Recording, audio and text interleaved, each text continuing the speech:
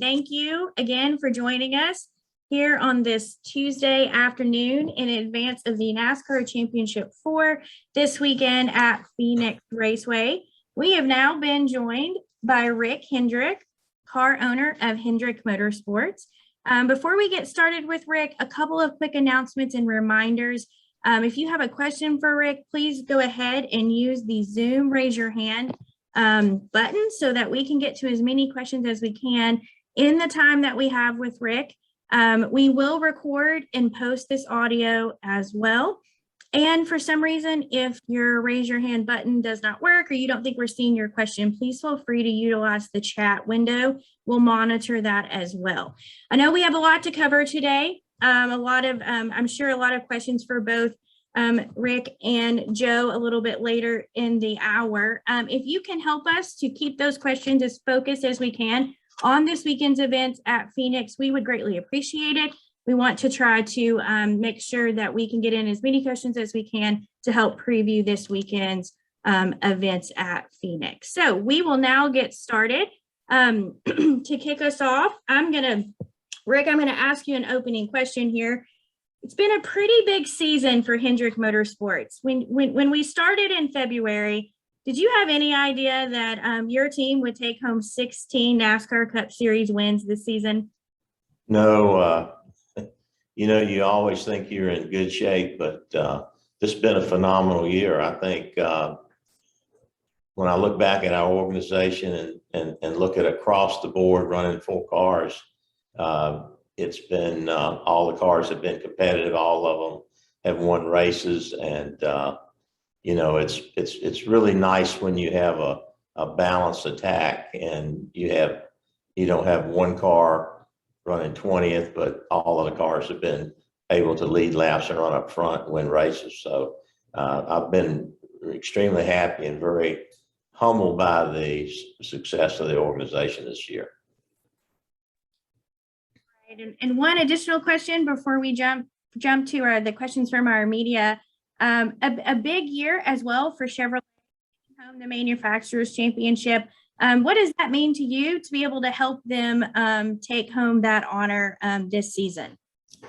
I guess outside of us winning the championship, being able to bring it home for Chevrolet is super important to me and our organization and all the Chevy teams, because they take a lot of pride in NASCAR racing and racing in general. They've won a lot of races. They've used to winning a lot of manufacturers cups. And so at the beginning of the year, that's always a big goal for us.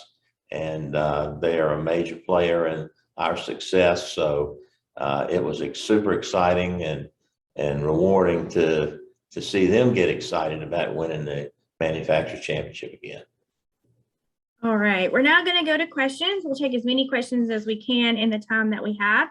To kick us off, we're going to go to Bob Pockris. Go ahead, Bob. Yeah, Rick, Cliff Daniels told me that he wasn't sure whether he'd get a chance to work with another driver after not winning with Jimmy Johnson. So I'm curious if there were ever any thoughts in your head of like, well, maybe he just isn't good. He'd just be better off in a different position other than a crew chief.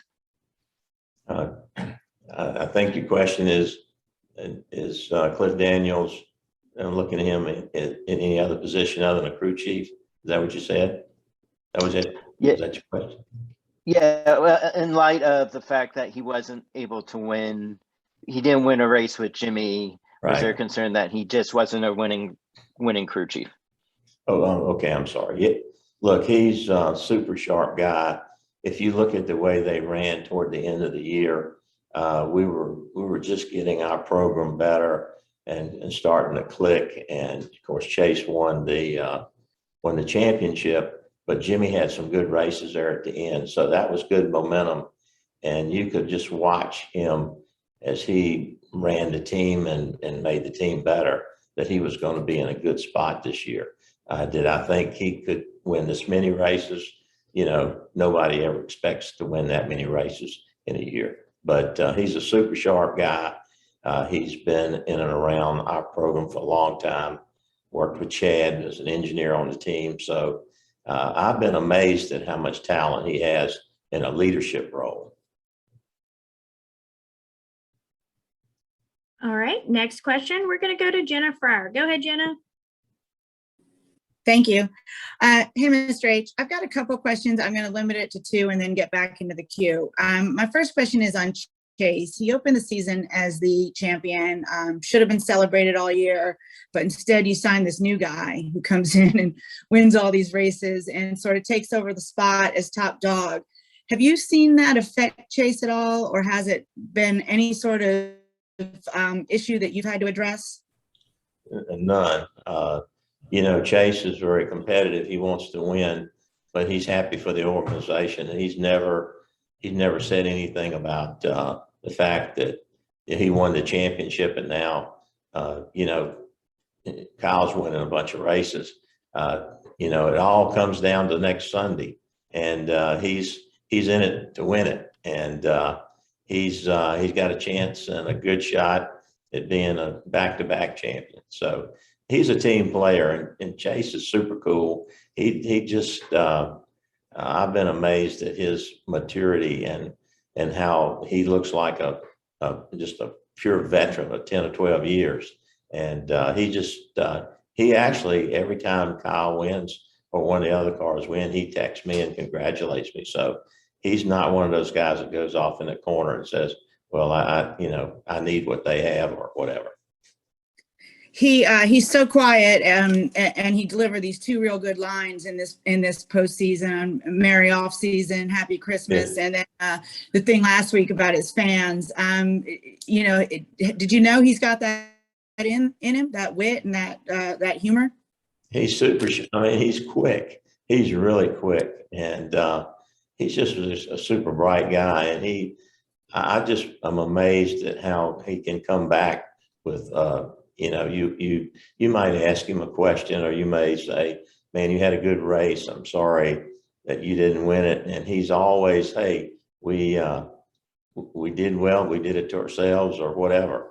He's very, very, very, very sharp. You can't rattle him.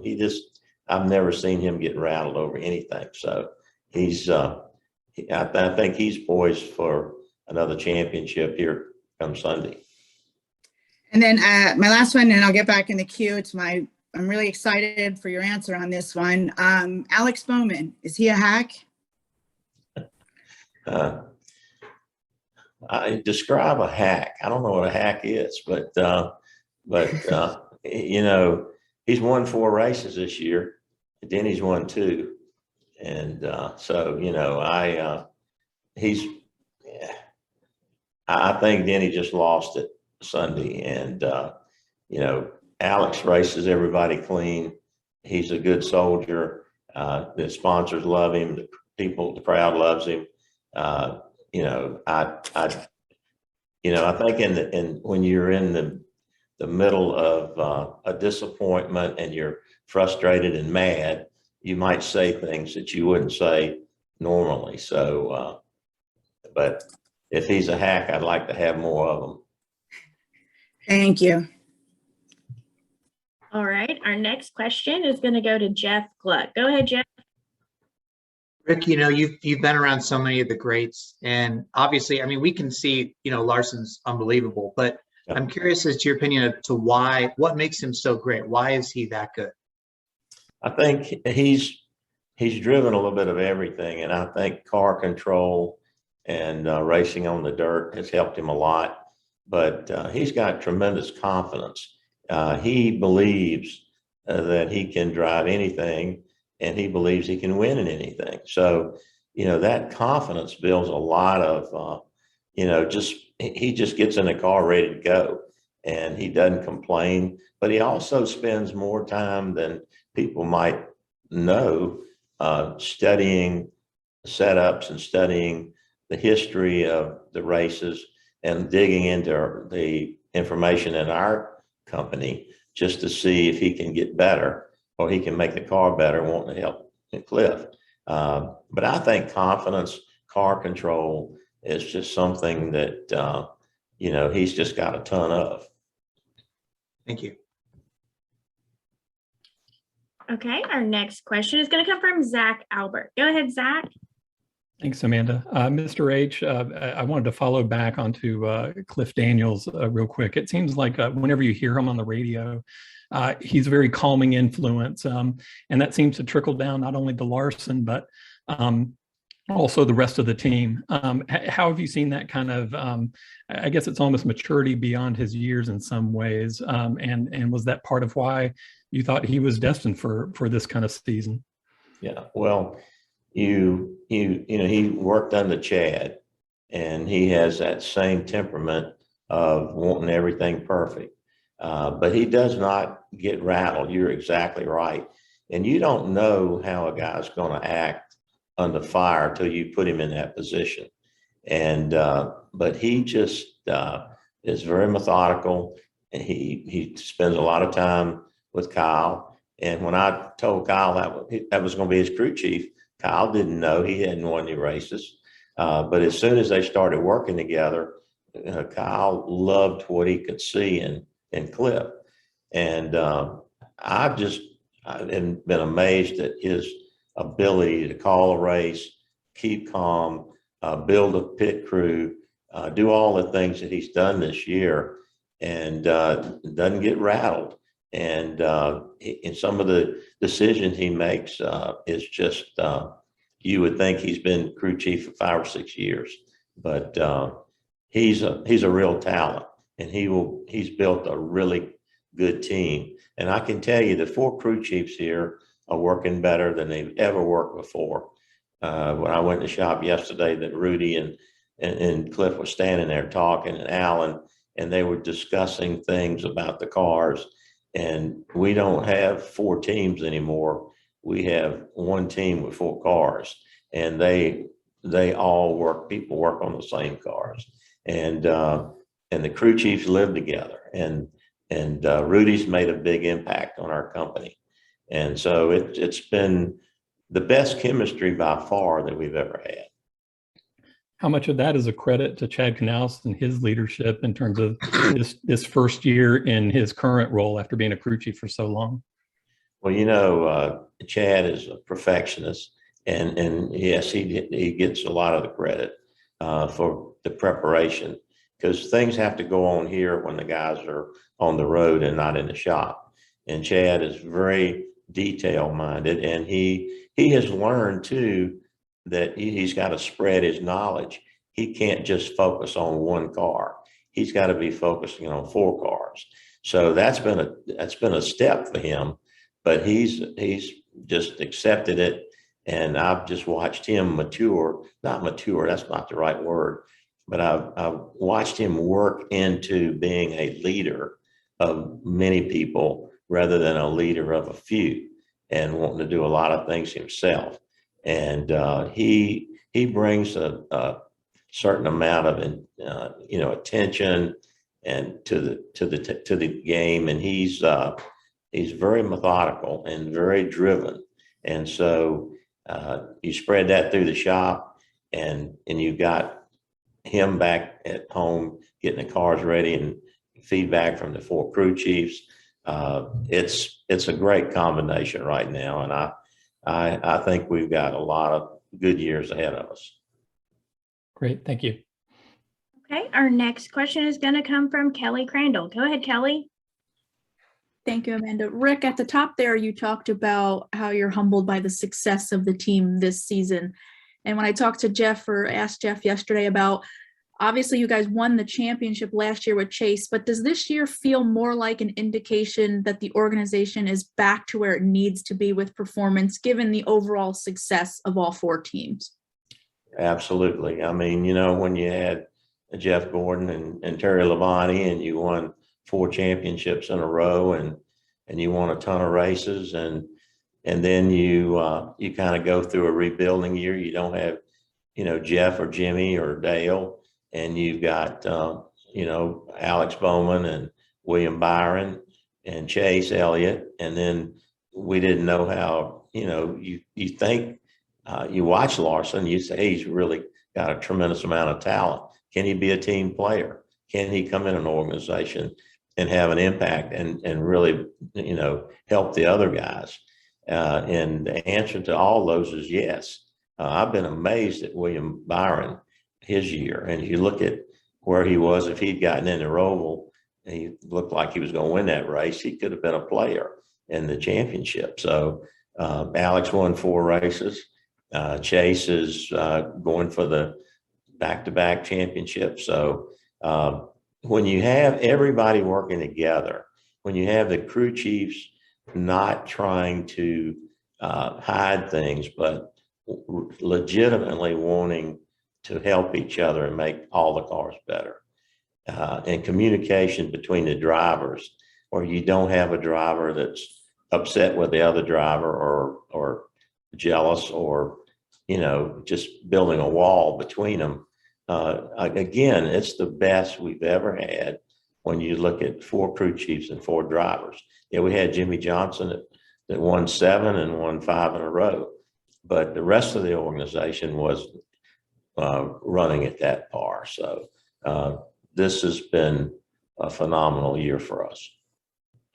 And on the topic of Kyle, when you signed him about a year ago now, you mentioned he had championship ability, which he's proven this year with wins and qualifying for the title race on Sunday. And you also talked about how you had to get comfortable, obviously, with his heart and who he was as a person. So now, having gone through this year, Kyle away from the racetrack, has he lived up to everything you would have hoped in terms of what he's done to better himself? Much more than I would anticipate him doing.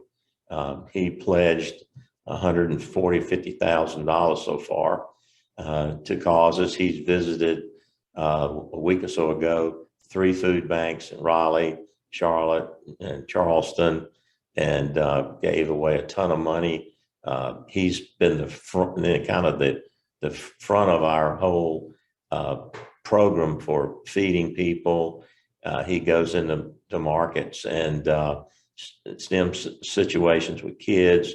Going to speak to kids, and he's doing so much on his own. I mean, not just with us, but he's got other charities that he's been supporting. I don't know any driver out there as busy as that guy is that spends as much time trying to do good for other people. So if you just look at his track record and what he's accomplished this year, going visiting food banks and schools and giving money away and just trying to be a model citizen. And I'm just really proud of him because I didn't ask him to do any of that. He did that on his own. Thank you. Okay, our next question is going to come from Jim Utter. Go ahead, Jim. Hey, Rick. Hope you're doing well. Hey, Jim. A couple questions. First, kind of on Kyle. Strictly talking about Kyle's performance in the NASCAR Cup Series this season, are we seeing, in your opinion, the kind of expectations or promise that people thought Kyle was always possible, with Kyle when he first came into NASCAR, or is it something more to it than that? Well, I think the word was before this year that Kyle was fast, but he couldn't close. He couldn't run a 500-mile race and be there at the end. And he's proven everybody wrong in that area. You know when a guy's fast, he's capable. But then I've witnessed him being so good at managing his tires and giving up a little bit in one part of the race to be better at the end. And give up a little bit early in the run to be good at the end of the run. And that takes a lot of patience. And when you couple patience and understanding what the tire can do and the car can do, and then you put that talent with it, that's what, you see the results this year. So I've been amazed at how he can control the race. When I say control it for himself, can feel the race, along with Cliff telling him what's going on. He doesn't mind getting coached either. You can hear Cliff tell him that somebody's driving a car length deeper or they're backing off a car length before he is. And he takes it and soaks it in. And it's been amazing. I can see why he's won so many races. Not just in our car, but everything he gets in, because he's competitive, smart, he knows how to race. I mean, that, a lot of people might be fast, but they don't know how to race, and he knows how to race. And my second question, when you were talking with Kelly about how far the organization has come in general and how it's working better than it ever has as a unit, I wondered, how important do you think that will be as we move into the next gen car and all the changes that come with that? Yeah, I think the momentum that the team has, and I think the way they work together can only be more beneficial in the new car. I mean, you're still going to have a lot to work with. I mean, although most of the parts and pieces you're handed to you, but still you've got tire data, setups. There's a lot that you have to make work. And if you've got 4 guys that are working together and 4 crew chiefs that are working together, you're going to get there a lot faster. So I've seen it with everything that we've done, whether it's pit crews. We looked at our pit crews toward the end of the year, and the 5 team had one of the best pit crews on pit road. And there are a lot of new guys and a lot of guys that were off of pit crews in our organization. So I think just the chemistry, we'll take that into the new year with the new car. And I think if we execute exactly like we're doing now, we should have really good results. I don't know that we'll win as many races, but we'll be super competitive. Thank you very much.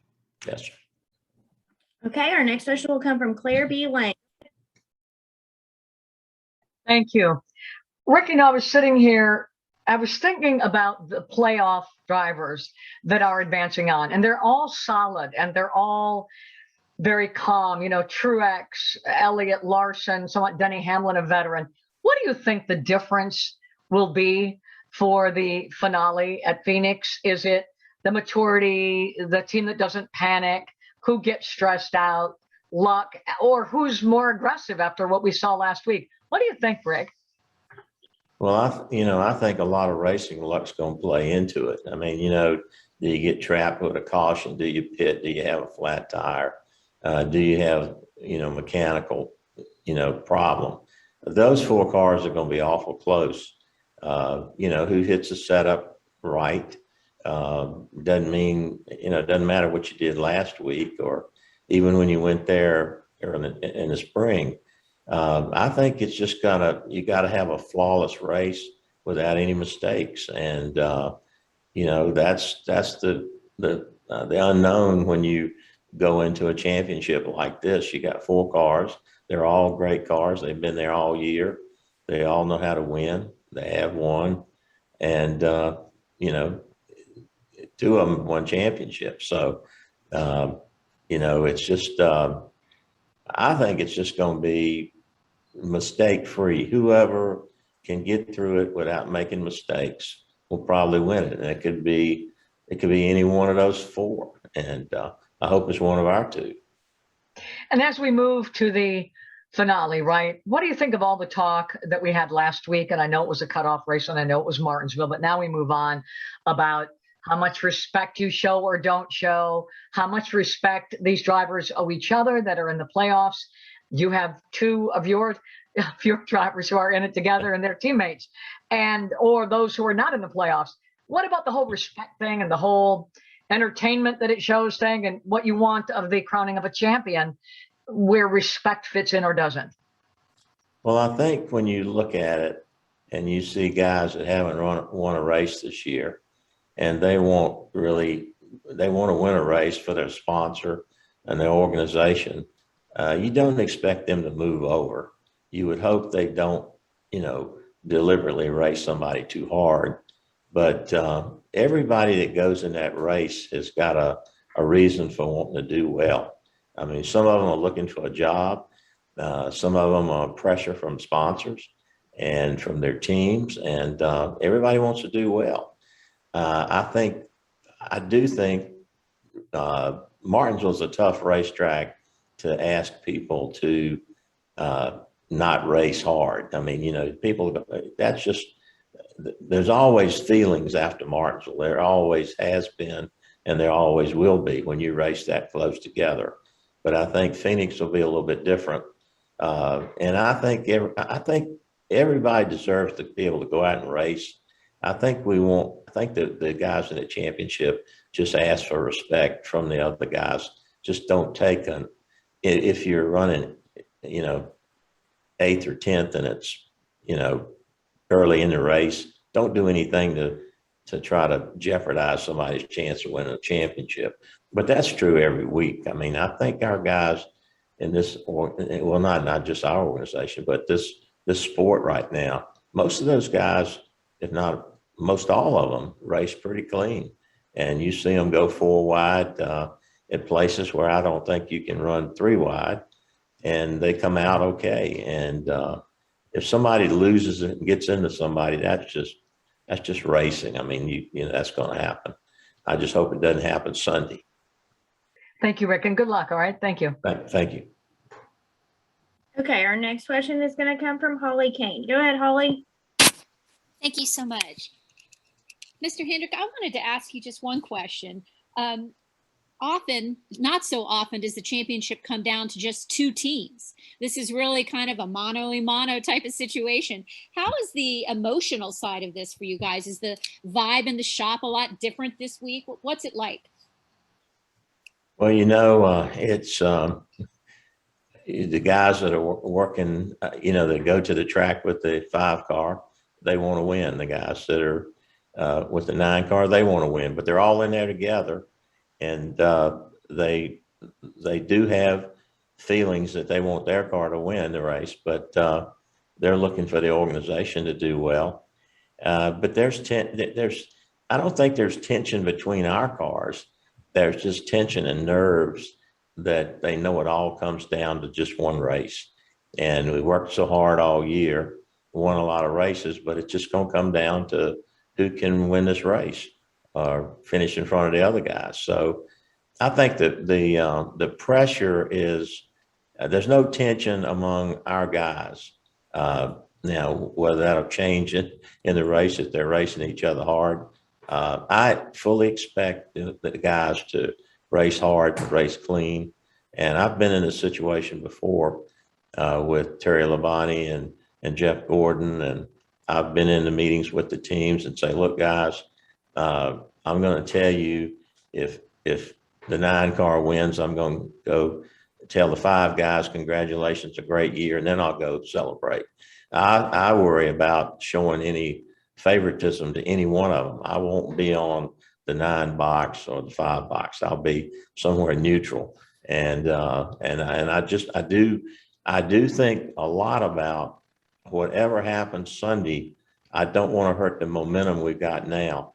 So however it works out, we've got to come back and race in 22, and we want to have the same success that we had this year. And the reason we have is because everybody's working together. And so for me, it's like just don't ruin it for everybody. And so our guys are really, I'm amazed. You know, when I've been in this situation before, you had people working in a corner. I'm not letting anybody see what I'm working on. Our guys are going, looking at scans together.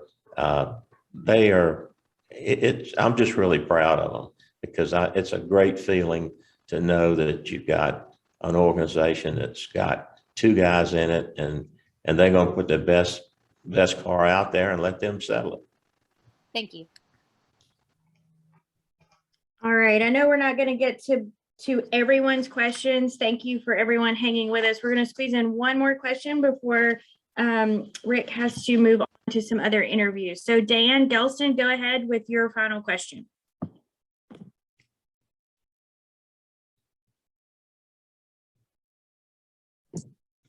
Dan, you're muted. Rick, you again, signed with Liberty recently. Did any of the accusations or bad press involved with the university of late give you any reason for pause with going through the relationship? No, they're great people up there. They'll get it worked out. And, that's a situation that's unfortunate but they'll get it resolved and move on. Do you talk to anyone there about what's going on and if, it might be a lingering issue that could affect the way you do business as well? No, I mean, I've spoken to several of them, but they're, they are really good people, and things that happened years ago, whenever it did happen, they'll make it right and move on. And things like that. I mean, when you have it's not pleasant, but they're dealing with it. They're being very upfront and being very transparent. Have you heard any fan blowback or pushback over the deal, you personally, or Hendrick as an organization? No. Okay, thank you. All right, Rick, thank you again for spending so much time with us today. We know that you are very busy, and we appreciate you giving us a full 30 minutes, and we wish you the best of luck this weekend in Phoenix. Okay, thank you.